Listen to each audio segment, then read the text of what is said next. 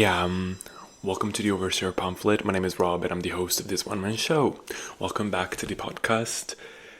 Today, we are diving into a very specific movie that has been, I would say, taking the internet by storm again.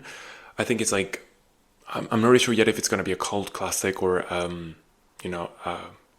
mainstream success in that sense, but I think there was a lot of hype surrounding this movie to begin with, so that leads me to believe that it's going to be quite successful. That really depends, however, on how people react to the movie itself, to the plot and everything else. But I'm talking about Longlegs, which is a horror movie that literally came out on the 12th of July, at least here in England. But I'll be giving you guys a rundown of the movie. I'll try to keep it as spoiler free as possible. Of course, if you guys want to watch it, you can listen to this without any concern of being spoiled, I guess.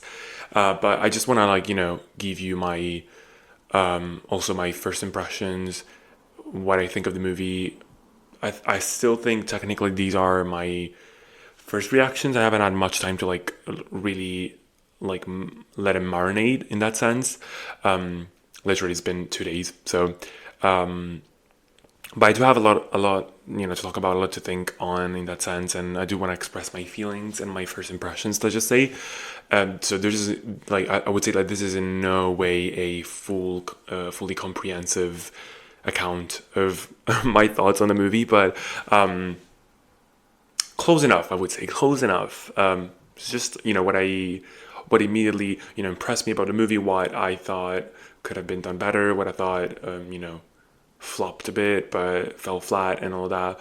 We're gonna get into all of that, but yeah, so that's the main topic of the movie. Sorry, of the episode. But before we actually get also into the songs of the week, just fire news. Trump has been shot. Yesterday actually was, and what a crazy event, first of all. Second of all, the funniest thing was that we were literally, me and my friends were celebrating a belated 4th of July party yesterday, and the news came up literally right after we finished the party. We were all going back home, and one of my friends texted on the group chat saying, "Oh, they just shot Trump." I was like, "What the fuck?" I think we chose the right date. Subconsciously, we the energy, something was up. Something was up. But yeah, what a crazy event. I don't think I literally thought, well, I had this episode planned out anyways, but I had for a second thought that I would need to address this topic because I talked about the presidential debate. I think it was it last 2 episodes ago, maybe 2 episodes ago, I think, or last episode, I can't remember. No, 2 episodes ago, yeah. And I thought if I should make a full episode on it, but I am not gonna do that because I just think I would be stoned for my thoughts and my take on the situation. So I'm gonna keep it to myself, but just go on Twitter and see the mess that's happening right now. It's just insane from both sides of the argument. Everything is pretty wild at the moment. So crazy stuff. My only thing I want to say is Trump secured that spot. Let's just say that. That's it. Nothing else to add on that. Anyways, songs of the week, girl. Let's move on. So, I think first song I want to talk about actually is Immaterial by Sophie. Now, this is an old song. Sophie, legend, she's one of the, if not the most important figurehead in hyperpop. Rest in peace, Queen. You shall be forever remembered. But yeah, Immaterial, I if I have to be completely honest, I am like I love hyperpop, but I've never experienced Sophie as much as I wanted to in that sense. So I don't know, like I think I just wanted to like have more hyperpop in my playlist as usual, and I just like wanted to explore her this week. So I just went to look for songs, and this is her probably one of her most streamed songs at the moment. It's from her EP called "Oil of Every Pearls on Insides." But yeah, Immaterial, incredible stuff. It's like cutesy but hyper poppy, and it's the message is like very liberating and freeing in that sense about like being everything and anything you want to be. Like you don't have to be boxed by any category, and like you don't have to be identified by anything that you're wearing, that you're doing, or anything. Like it can apply to so many different things of your life. In that sense, like it's a very abstract song as well. Like it's not hyper specific to gender or whatever it is, or like non-binary identification and all that stuff. It's very generic in a sense. Like it's not generic in a bad way, in a sense that you can apply it to many different sides of your life in a way. Like if you don't want to be labeled, you don't want to be, you can be whatever you want to be in that sense. Like in any aspect of your life, this is the song for you. Very celebratory in that sense, but also the beat. The beat is also the stellar part of the song. It's a very cutesy, hyper poppy song. Bass is bassing. It's giving kind of like if it makes any sense, like it's very housey in that sense. It's very housey as well, but it's like imagine though. I'm pretty sure you guys are all familiar with like songs that they play at H&M, like those type of like housey songs. Okay, that imagine that, but like imagine a hyperpop version of that. I think people like whenever when they draw the comparisons with like H&M songs, they do it in a like to downplay the song. But I personally love house music. I love those like stereotypical like piano chords in that sense. This is taking it to the next level. I think is like very adventurous in that sense for a house song. Very infectious as well in terms of the beat. I just love the song so much. I made a post on Instagram with this song as well, so maybe go take a look. My username is robscal.jpg on Instagram. Go follow me there. Yeah, incredible stuff.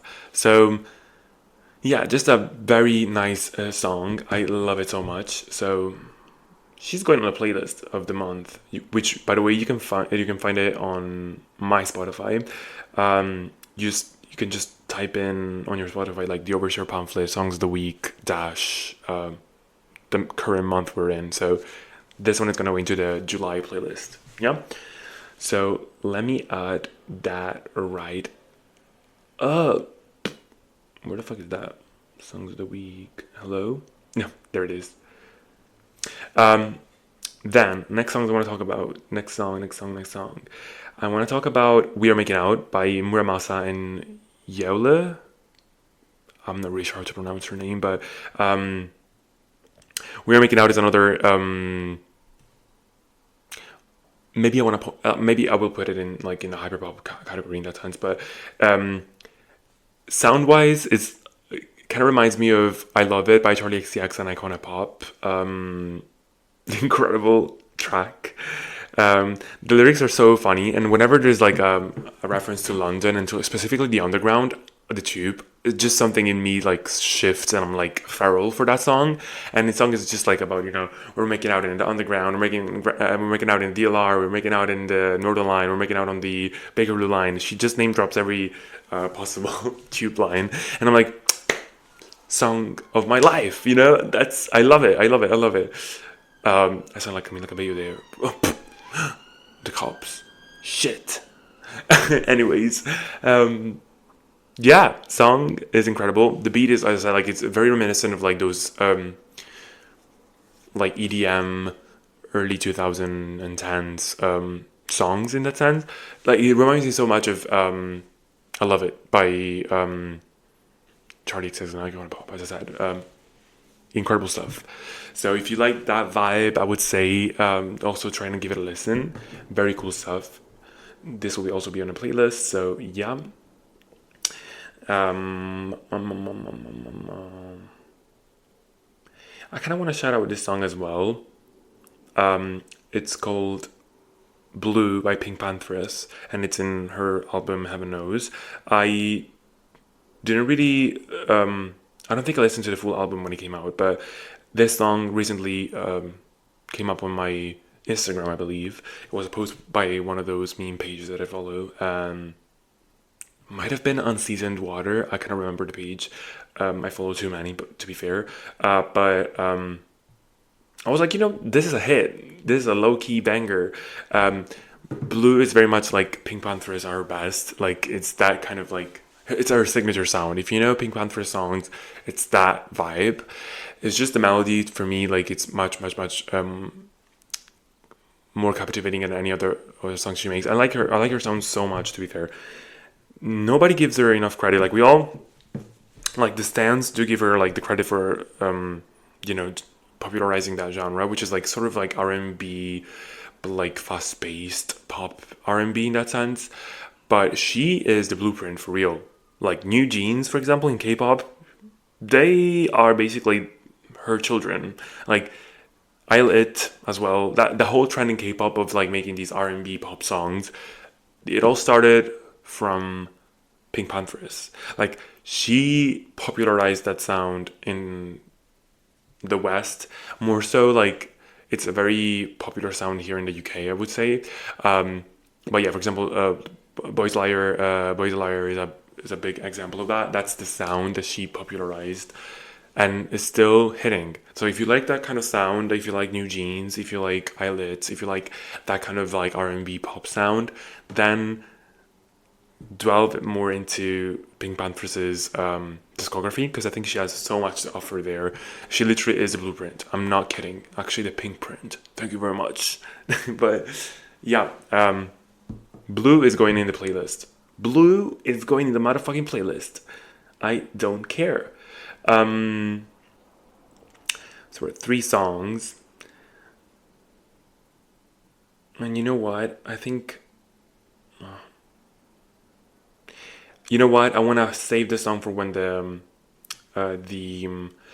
remix comes out. It's The Baddest by Joey Valance and Bray. But there's a remix coming out possibly this coming week with Aisha Erotica, which is like insane.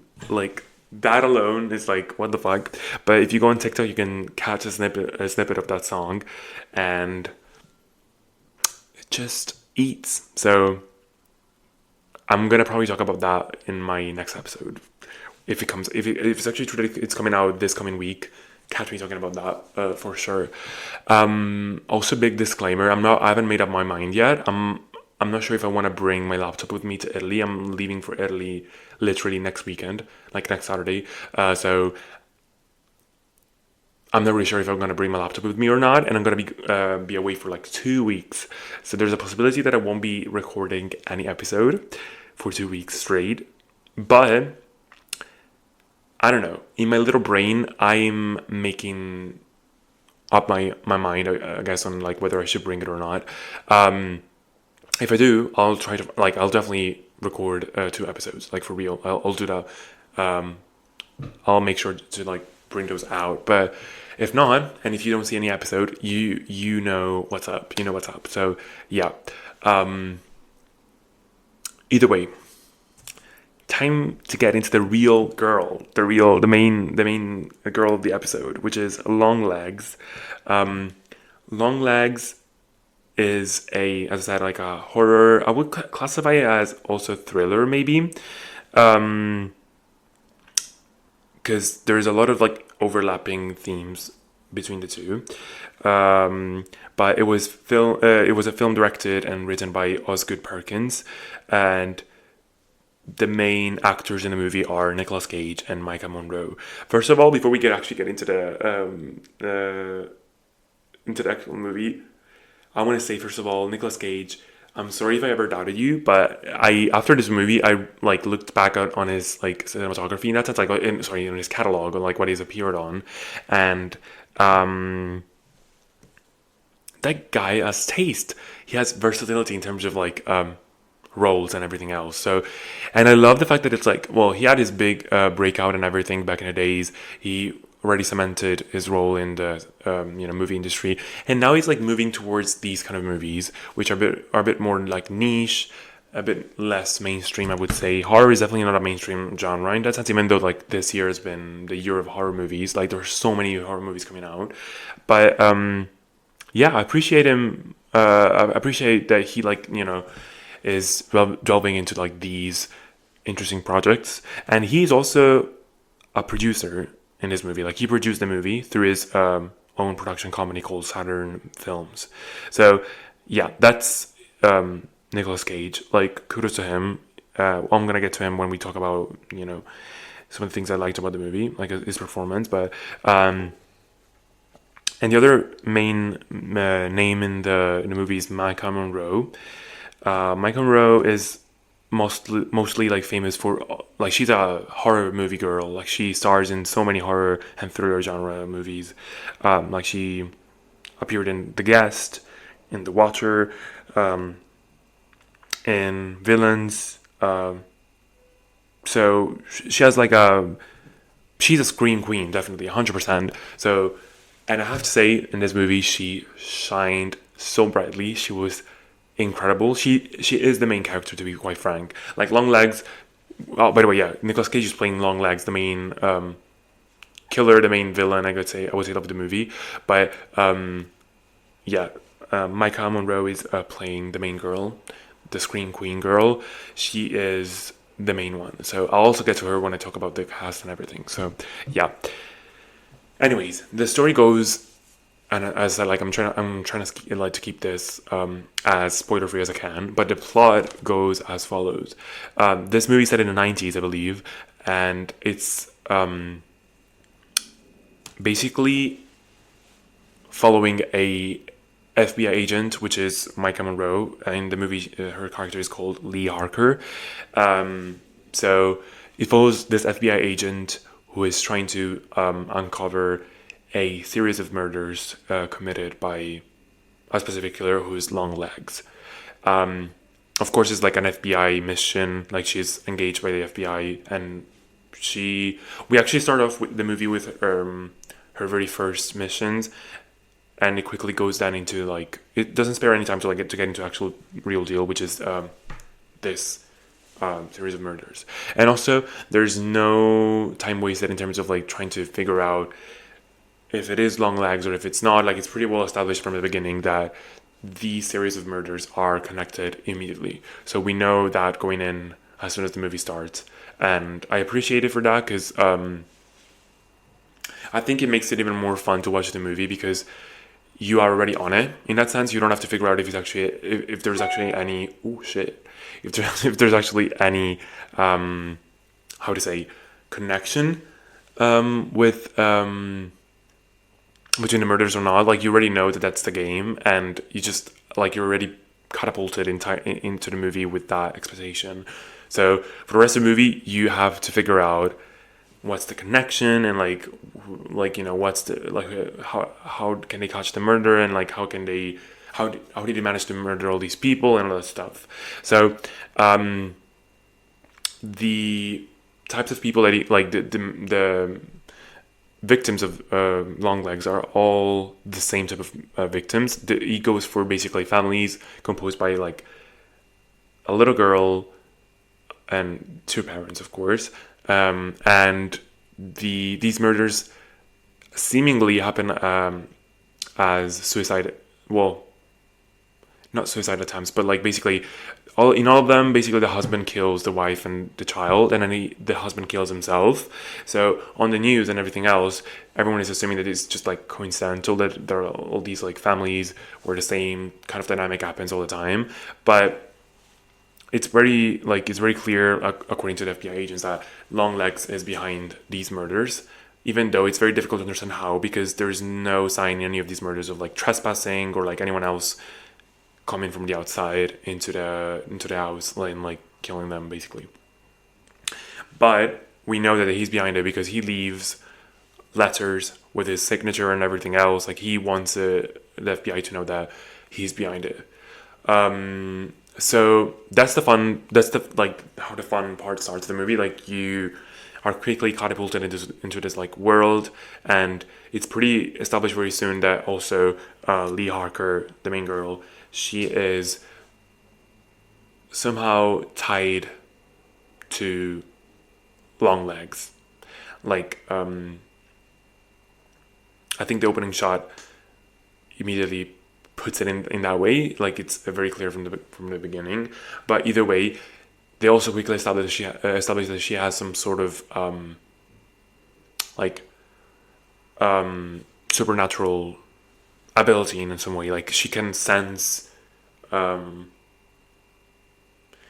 don't want to say violence per se, but she can sense things. Let's just say that she's like a sensitive person. Like she can like, you know, for example, there was a scene where like they're just I think it's one of her first missions as an FBI agent. They're going around to find this killer, completely unrelated on Longlegs, but another killer, and she can tell she like her partner and her, they just get out of the car and she knows immediately among all the houses where he's located. Like there's this a scene where she gets this hunch, I guess, from just her senses, I guess, I don't know, that the killer is in that house, and then the guy goes and everything else. So yeah, so that's also what we're playing with. Like the main girl is tied to Longlegs and she has these powers. And by the way, the two things are definitely related in a way, like the fact that she has powers and long legs. But you'll figure it out once you watch the movie. Like that comes I guess at the end, towards the end, you know, like why she has these like sort of powers, I guess. But anyways, so yeah, the entire movie moves along this like pattern. So several murders. There's been already quite a few happening, and the FBI puts this girl on the case specifically because of like these specific talents that she has, and she also has very high psychometric test results. So she's very like very well fit as well for this mission specifically, and it's quite obvious that she's the only one who's actually like, you know, equipped to do this, because no one else seems to understand. Like the case has been dead stuck in for years basically, and as soon as she comes in, the case starts flowing. I think her boss also says that at a certain point where he starts also questioning her, because it's quite suspicious. She has like, you know, this very intuitive sense, and it's working very well for the case. But yeah, so we follow her throughout, like, you know, the entire movie, as she uncovers basically the various truths, and like, you know, she goes for hints and everything else as she tries to like understand where Longlegs is located, who he is, what is his motive, who is he gonna kill next, and all of that jazz, right?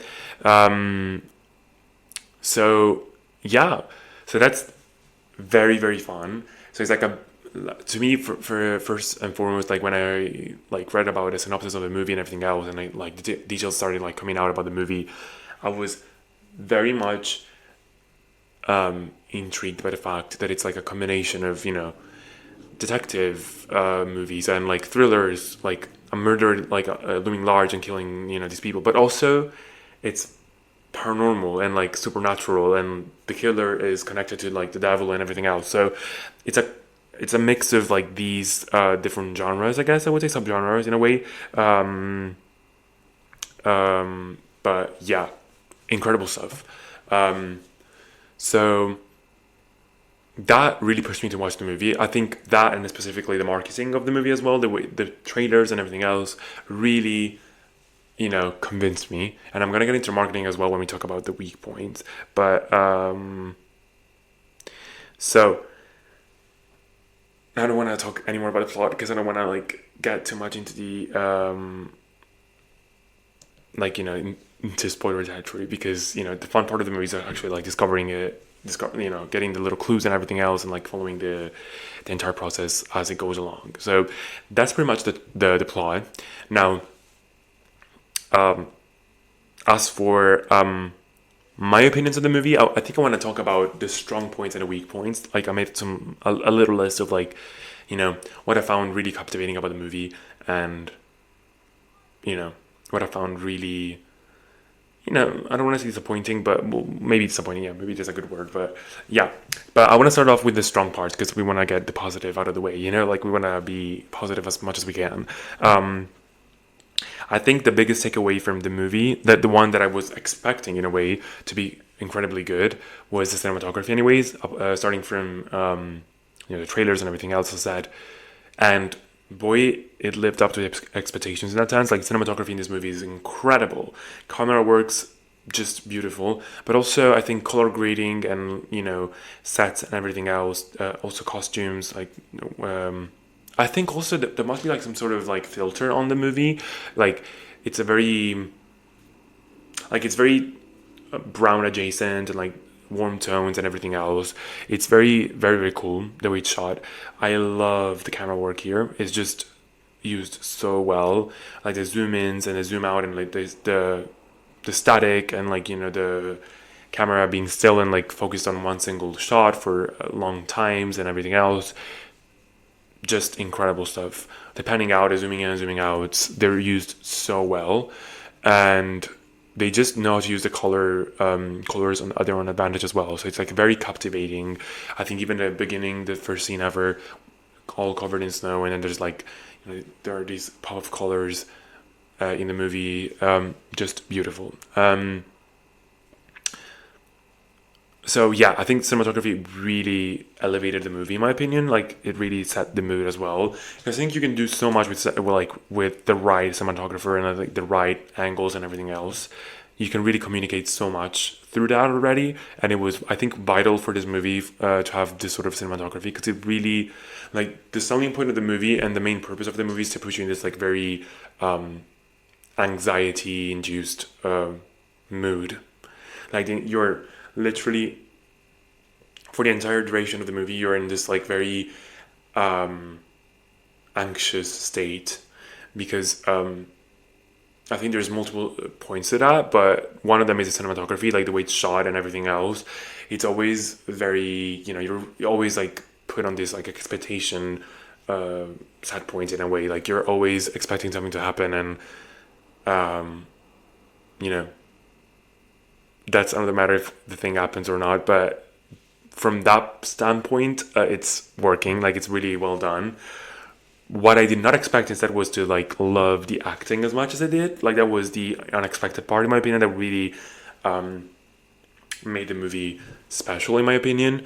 The acting is just outstanding, especially Nicolas Cage and Micah Monroe. Those two act their asses off in this movie. Like Micah Monroe is perfectly cast, I believe. I think she's actually so good at what she does.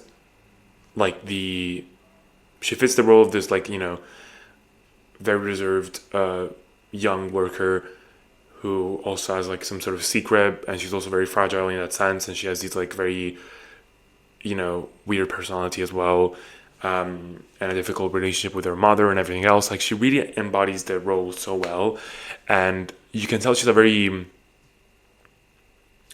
like scared person in that sense. Like she's an FBI agent, but she is naturally so very anxious and very scared throughout the entire movie, and that also adds to like the entire mood of the movie, because there's not much like in that sense of like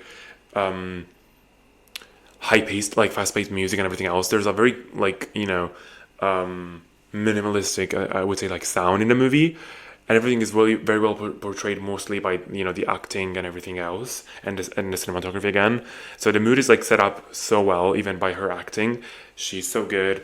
When she acts scared, she makes me feel scared. So that's an incredible credit to her, because it's actually quite difficult to communicate a specific emotion, in my opinion. And yeah, kudos to her for that. Nicolas Cage, incredible stuff.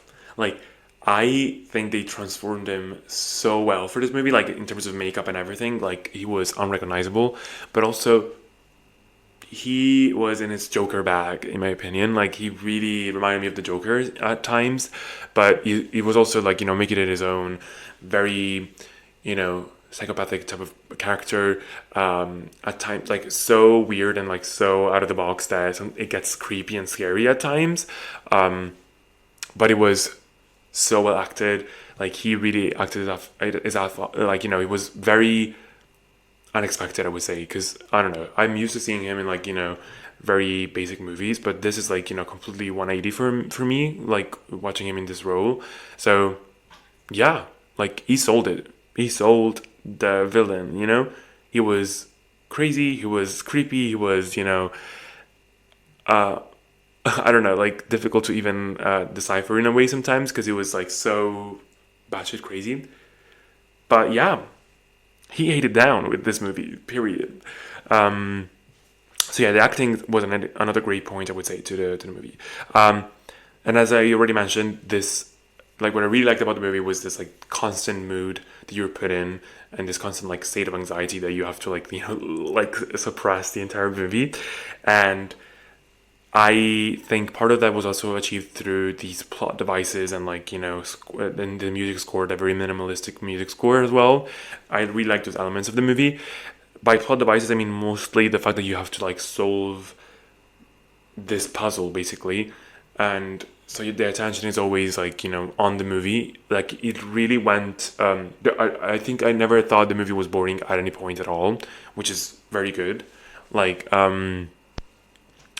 I think it's good because it borrows so much from thrillers and like detective like crime movies in that sense, because you that FBI portion of the movie really helps to like propel the movie forward in that sense. Like it really keeps the attention on the movie all the time. Like my eyes were peeled, like I couldn't, I had to know what was gonna happen next. I was curious to find out what was gonna happen next, and where to look out for, and like the clues and everything else. It was just very exciting in that sense. So from that point of view, I think it was also very successful. Like it managed to keep my attention on the movie at all times, which is great. Incredible stuff.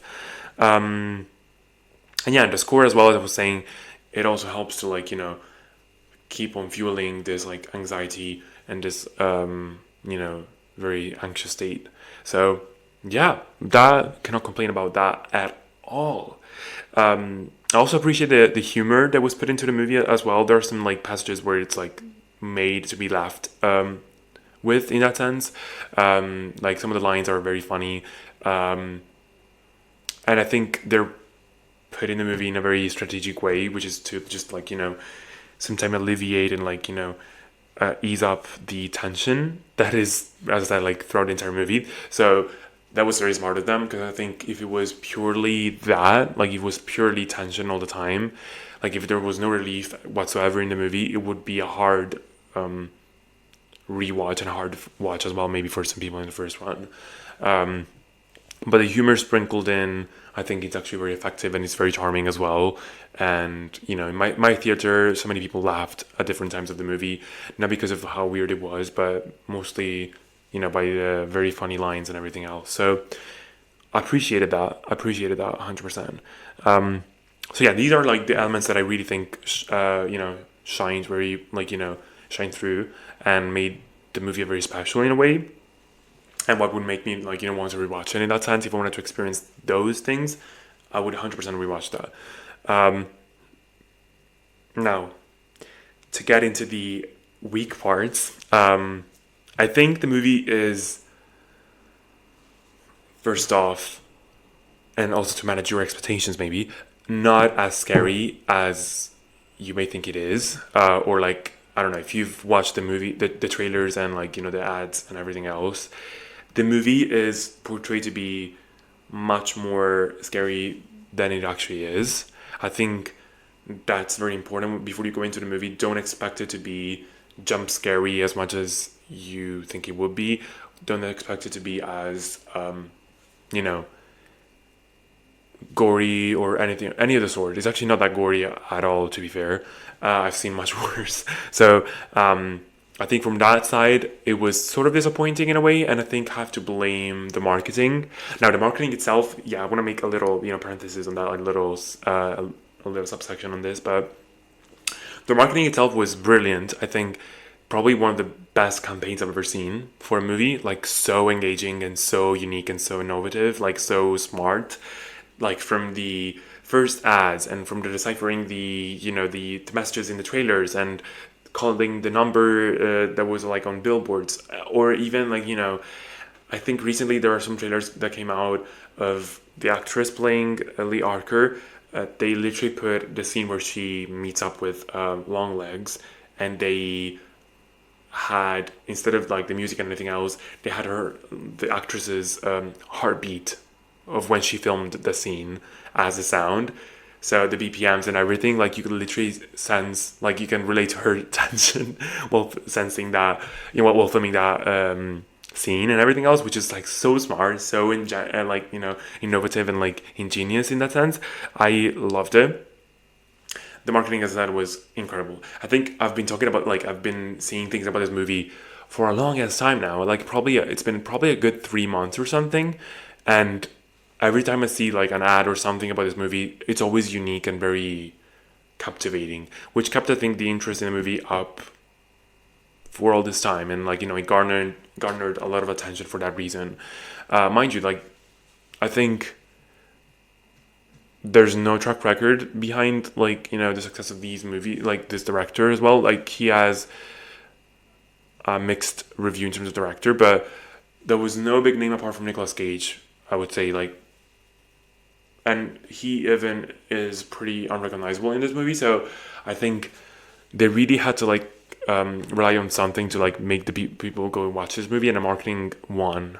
I would say, like, it was so good. But the double-edged sword of this marketing was, I think, also that they sort of oversold the movie for what it was, for what it was actually not, basically, yeah. Like, the marketing was specifically portraying it to be as the scariest movie of the year, something that you, like, you have to be very well prepared to watch, and you have to, like, be 100% sure that you're okay with, like, being super scared and everything else. And, it turns out it's not actually that scary, I would say. I think it's still like a great movie for the plot and the type of mood that it communicates and the way it's shot and everything else. But I don't think it's anything as scary as a normal thriller, I would say. How about in terms of like scale? I would say it's more like thriller scary rather than horror movie scary in that sense. It is definitely creepy at times, 100%. But I would say it's like very normal in terms of scariness. Like the only horror part of it was the way it's shot, I would say, most of all, and the music and everything else, and some elements here and there. But in terms of like level of scariness, I would say it's still pretty like average maybe, which is a shame. I think I would have preferred a more. I would have rather had them like go in with the the horror aspect. I wanted more gore. I wanted more more scenes where you actually see what what's happening in those houses. Like most of the times we see the family's already dead, like all the victims, we find them already dead and everything else. I would have liked to see more of that action personally, more of those scary parts as well. But yeah, that's one of my complaints, I would say. And yeah, I would blame mostly the marketing, because like if they wanted to go this route and like having this like thriller sort of expectation, then people would have probably reacted a bit differently. I mean, some people are saying it is actually the scariest movie they've ever seen, but I don't think so. I mean, I think it's actually pretty predictable, which leads me to the next point, which is basically that it's easy to guess what's going to happen next in some of the scenes. I would say even the plot twist, which is still good, I would still argue, what the fuck is wrong with the police today? Okay, I would still argue that it's like still a good plot twist, but I think it's predictable. I predicted it while watching the movie. I was like, oh, I bet that's going to be that character, I bet it's going to be this character behind it or whatever. And surprise, it was. So that part, the plot twist itself, I think is very predictable. I liked the how to say, like the connected murders in that sense. That side was very interesting to me, but I'm still unclear as to what was the obsession specifically with the families and not any random victim. Like the type of victims is very specific in that sense. So I'm not really sure what was that about. Like there's no proper explanation. Maybe there is. Maybe it wasn't. I need another watch or whatever. I said like this is my first reaction. So be kind to me. Like I only watched it once. So yeah, maybe I missed some elements, but I'm not entirely sure why we're targeting specifically families. I mean, I understand like why there's a little girl in each family, and that girl also gets killed. That's pretty much it, though. That's the only thing I understand. Everything else is just like a big question mark to me because I'm not really sure. Um, and so that also like leads me to the other point that I wrote in my notes, which is it leaves you with more questions than actually answering them in a way. Unless, of course, you're planning to do a sequel, which at this point I kind of am hoping for because I have so many questions. But if they're not planning to do a sequel, then what the fuck? Like, there are so many questions that I have that are not clear. I said maybe if I watch it again, I will probably pick up on some other things. Maybe some of the answers are like buried. Um, but yeah, I'm not really sure what's the actual like I have so many questions after like especially after the reveal and everything else. I have even more questions that I think the movie did not do a great job at answering, or maybe not answering at all. So yeah, and I think because of all these elements as well, these parts, like the not as scary as it was portrayed to be, and like there's so many questions left unanswered and somewhat predictable. I think overall, I felt that there was no satisfying payoff to the movie. Like you're put into like this huge, as I said, like movie, and you're constantly in this tension, feeling this tension or like this anxiety through the movie, but there's no payoff to that anxiety, if that makes any sense. Like no shit, they find the murder, but since there was no like super scary part, you don't get that relief that like that you felt all this anxiety, and then finally you get scared for good, and then you're. But maybe that's the purpose of the movie. It could be that that's the entire point of the movie, to like leave you in this like weird, anxious state, like this very creepy mood, like spooked up. But I don't know. I still think like some good payoff in terms of at least some scary parts would have been helpful in here. And as I said, like there's no payoff when it comes to the last act of the movie. I cannot get into that because I mean there will be spoilers, but I would say when a specific scene happens in the end, I didn't feel the payoff in that sense, because I don't think they built up that character as much as they could have, and maybe that scene would have had a different payoff. But yeah, you'll know if you watch the movie, you know what I'm talking about. If not, when you watch it, you'll know what I'm talking about. But yeah, that's another critique of mine, I think, of the movie. But I would say overall, I would give it a, let's just say like, I want to give it a 7, maybe. I will give it a 7. I would give it a 7 because I think, as I said, like there's still so many great elements to the movie that are shining brightly in the movie. But I still think there's quite a few things missing, and some plot lines that I thought like should have been fleshed out a bit better. And as I said, maybe if I do a second watch, I'll understand the movie even better. But I think 7 is a good score enough as well for this type of movie. But yeah, I would definitely recommend watching it anyways, because I think it's a very unique experience, and it's definitely worth watching at least once. Because one, you want to be part of the chatter, because it is generating a lot of chatter. You want to be part of the conversation in a way, but also I think you should just give it a shot and see, experience just incredible acting and incredible, cinematography. If you're a fan of those things, you definitely watch it 100%.